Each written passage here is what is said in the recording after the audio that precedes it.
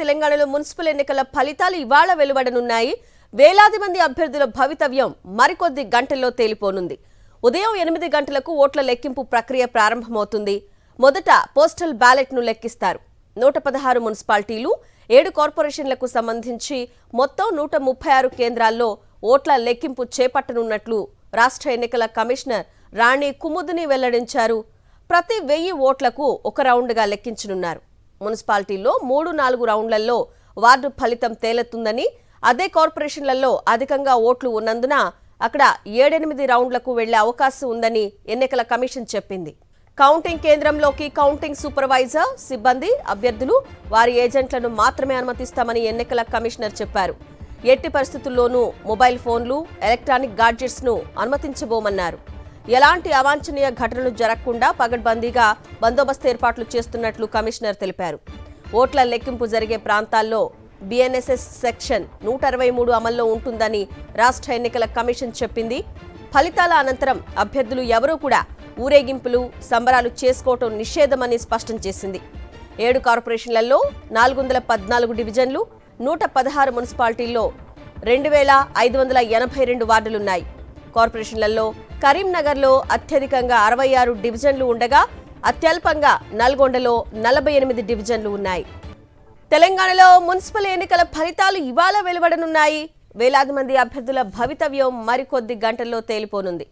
ఉదయం 8 గంటలకు ఓట్ల లెక్కింపు ప్రక్రియ ప్రారంభమవుతుంది. మొదట పోస్టల్ బ్యాలెట్ ను లెక్కిస్తారు. 116 మున్సిపాలిటీలు, 7 కార్పొరేషన్లకు సంబంధించి మొత్తం 136 కేంద్రాల్లో ఓట్ల లెక్కింపు చేపట్టనున్నట్లు రాష్ట్ర ఎన్నికల కమిషనర్ రాణి కుముదిని వెల్లడించారు. ప్రతి 1000 ఓట్లకు ఒక రౌండ్గా లెక్కించనున్నారు. మున్సిపాలిటీల్లో 3-4 రౌండ్లలో వార్డు ఫలితం తేలుతుందని, అదే కార్పొరేషన్లలో అధికంగా ఓట్లు ఉన్నందున అక్కడ 7-8 రౌండ్లకు వెళ్లే అవకాశం ఉందని ఎన్నికల కమిషన్ చెప్పింది. కౌంటింగ్ కేంద్రంలోకి కౌంటింగ్ సూపర్వైజర్, సిబ్బంది, అభ్యర్థులు, వారి ఏజెంట్లను మాత్రమే అనుమతిస్తామని ఎన్నికల కమిషనర్ చెప్పారు. ఎట్టి పరిస్థితుల్లోనూ మొబైల్ ఫోన్లు, ఎలక్ట్రానిక్ గాడ్జెట్స్ ను అనుమతించబోమన్నారు. ఎలాంటి అవాంఛనీయ ఘటనలు జరగకుండా పగడ్బందీగా బందోబస్తు ఏర్పాట్లు చేస్తున్నట్లు కమిషనర్ తెలిపారు. ఓట్ల లెక్కింపు జరిగే ప్రాంతాల్లో BNSS సెక్షన్ 163 అమల్లో ఉంటుందని రాష్ట్ర ఎన్నికల కమిషన్ చెప్పింది. ఫలితాల అనంతరం అభ్యర్థులు ఎవరూ కూడా ఊరేగింపులు, సంబరాలు చేసుకోవటం నిషేధమని స్పష్టం చేసింది. 7 కార్పొరేషన్లలో 414 డివిజన్లు, 116 మున్సిపాలిటీల్లో 2582 వార్డులున్నాయి. కార్పొరేషన్లలో కరీంనగర్లో అత్యధికంగా 66 డివిజన్లు ఉండగా అత్యల్పంగా నల్గొండలో 48 డివిజన్లున్నాయి. మున్సిపల్ ఎన్నికల కౌంటింగ్ కి సంబంధించి ఏర్పాట్లు ఏ విధంగా చేశారు, దీనికి సంబంధించిన పూర్తి అప్డేట్స్ మా ప్రతినిధి నల్గొండ నుంచి అశోక్ అందిస్తారు.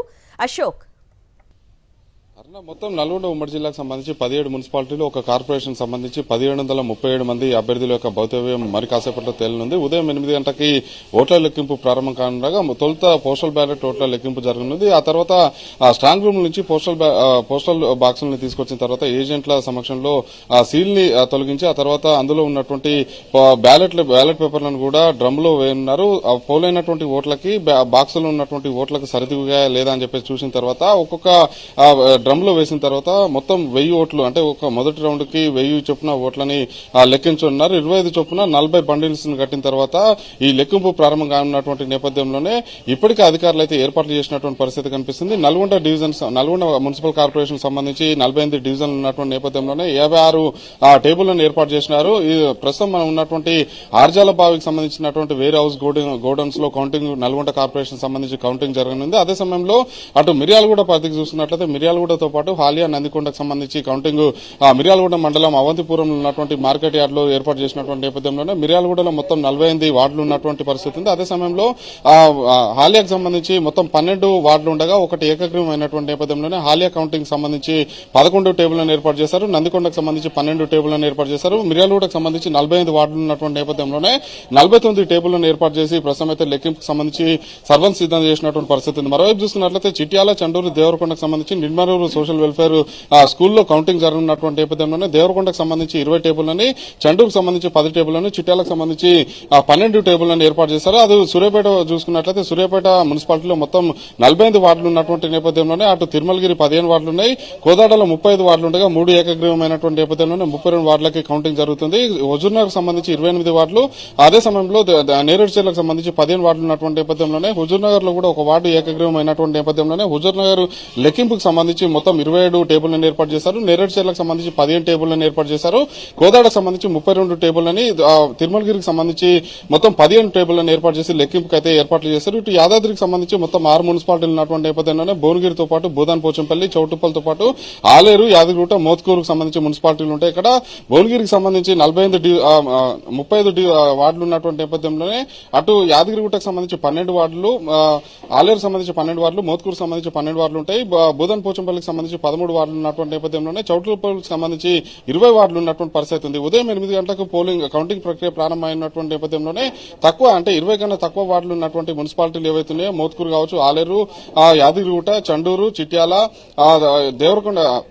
దేవరకొండతో పాటు నేరేడుచర్ల, తిరుమలగిరికి సంబంధించి తొలి 2 గంటల్లోనే ఫలితం వచ్చేటువంటి అవకాశం అవుతుంది. 48 డివిజన్లతో పాటు 48 వార్డుల చొప్పున మిర్యాలగూడ, సూర్యాపేటలో 48 వార్డులు ఉన్నాయి, నల్గొండలో 48 డివిజన్లు ఉన్నటువంటి నేపథ్యంలోనే ఉదయం 11:30 వరకు కూడా తుది ఫలితాలు వచ్చేటువంటి పరిస్థితి కనిపిస్తుంది. ఇప్పటికే ఏజెంట్లతో పాటు కౌంటింగ్ సంబంధించినటువంటి సిబ్బంది కూడా కౌంటింగ్ కేంద్రానికి చేరుకుంటున్నటువంటి పరిస్థితి ఉంది. 8 గంటలకైతే తొలుత పోస్టల్ బ్యాలెట్ ఓట్ల లెక్కింపు జరగనున్నటువంటి నేపథ్యంలోనే ఉదయం 9 గంటల నుంచి అంటే ఎగ్జాక్ట్ గా పోస్టల్ బ్యాలెట్లకు సంబంధించి బండిల్స్ కట్టే ప్రక్రియ పూర్తయిన తర్వాత కౌంటింగ్ 8:45 లేదా 9 గంటలకు ప్రారంభమై ఉన్నటువంటి నేపథ్యంలోనే తొలి ఫలితాలు మాత్రం 10 గంటలకి 10:30 వరకు కూడా 15-20 వార్డుల కన్నా తక్కువ ఉన్నటువంటి మున్సిపాలిటీలకు సంబంధించి తొలి ఫలితాలు వచ్చేటువంటి అవకాశం ఉంది.